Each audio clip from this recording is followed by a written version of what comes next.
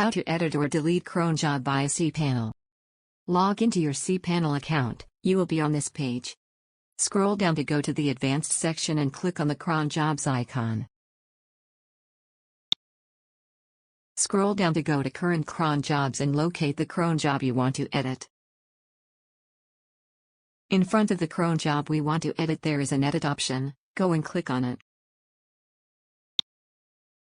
You can change the time and frequency of a cron job. For example, let's change it once a day to once an hour. After making the required changes, click on the button Edit line. That's it, you have successfully edited the cron job.